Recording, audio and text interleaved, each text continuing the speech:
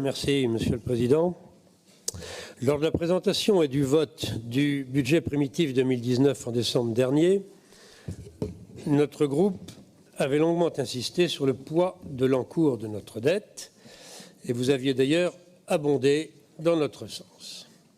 Cela faisait plusieurs années que nous alertions sur ce point précis et le compte administratif 2018 vient confirmer de nouveau nos inquiétudes.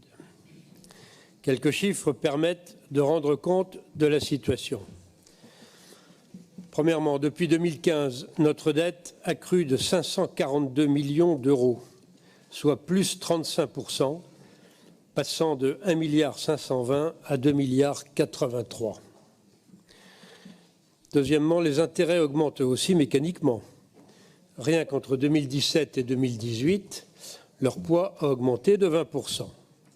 Troisièmement, quant à notre taux d'endettement, il est pour 2018 de 87% quasiment, progressant de plus de 1% par rapport à 2017. Quatrièmement, enfin, le poids de la dette par habitant en Nouvelle-Aquitaine est lui aussi en hausse de 3% par rapport à 2017. 342 € contre 332,70 en 2017, malgré l'augmentation du nombre d'habitants, plaçant la région à la 5e place du classement national seulement. On peut le regretter. Certes, notre capacité de désendettement tourne autour de 4 années et demie et vous affirmez qu'elle est à présent stabilisée. Mais y regarder de plus près, on peut se demander si votre affirmation n'est pas un peu hâtive, tant l'année 2018 semble un exercice extraordinaire concernant notamment les dépenses d'investissement. Contraction de 11%, baisse de 5 points du taux de réalisation. La conséquence, un besoin de financement en diminution de 44%. Dans le même temps, les recettes de fonctionnement augmentent de 2,3% en 2018, gonflant l'épargne brute, plus 2,7% en 2018. Dès lors, faut-il s'étonner si notre capacité de désendettement semble stabilisée? A contrario, à combien notre capacité de désendettement se situerait-elle si les dépenses d'investissement programmées avaient été réalisées? Les prochains exercices budgétaires nous l'indiqueront.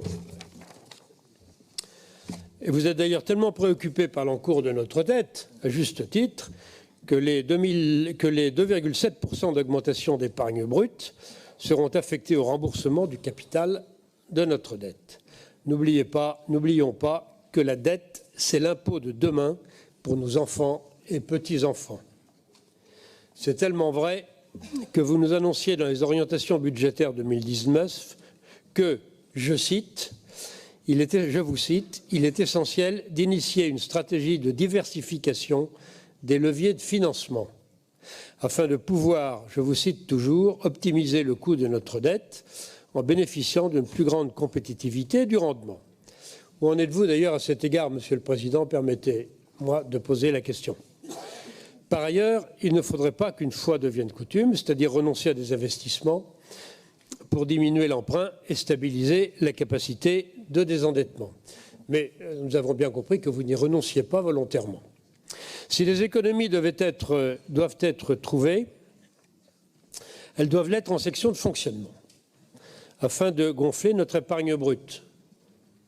De surcroît, le dynamisme de la TVA devrait vous faciliter la tâche.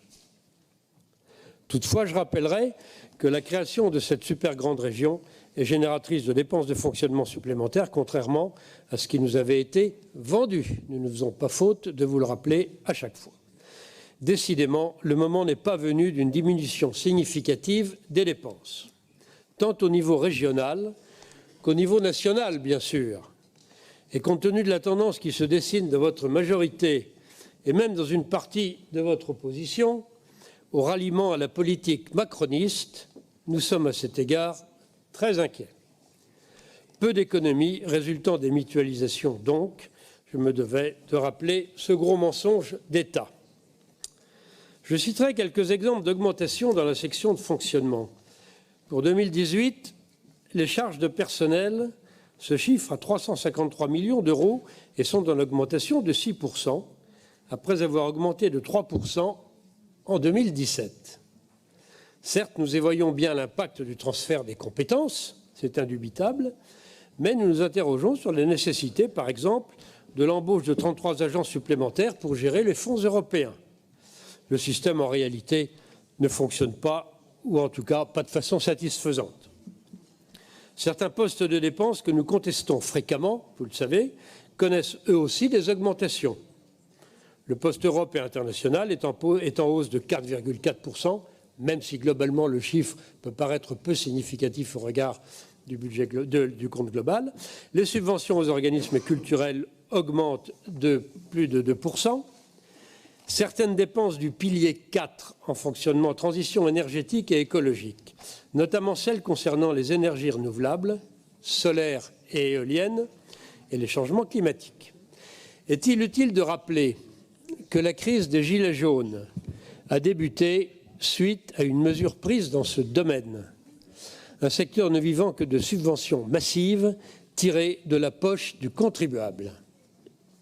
Nous ne partageons en rien votre vision de la transition énergétique et de l'adaptation aux modifications climatiques, par définition changeantes.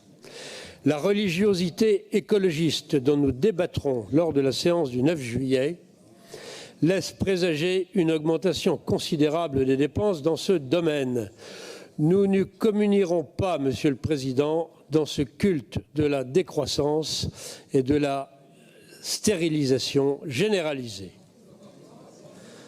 Le Césaire, enfin, organe autant dispendieux qu'inutile, engloutit toujours 2,5 millions d'euros en 2018, malgré une réforme en réduisant le nombre. Cet organe est aussi un bon filon. Ce n'est pas moi qui le dis, c'est un reportage de la télévision d'État. Cet organe est aussi un bon filon pour les syndicats qui récupèrent des fonds publics via la reversion des indemnités perçues par leurs membres, auxquelles s'ajoutent les généreuses subventions que vous leur versez chaque année. Ne venez pas nous dire qu'ils représentent les territoires. Les Gilets jaunes ont clairement démontré qu'ils ne leur font plus confiance pour les représenter. Enfin, nous étonnons du faible taux de réalisation concernant les fonds européens, moins de 45%. Notre collègue Edwige Diaz vous en dira un mot tout à l'heure. Pour l'ensemble de ces raisons, Monsieur le Président, et malgré ce que vous nous présentez comme une sage maîtrise des principaux indicateurs, nous ne voterons pas la confiance. Merci.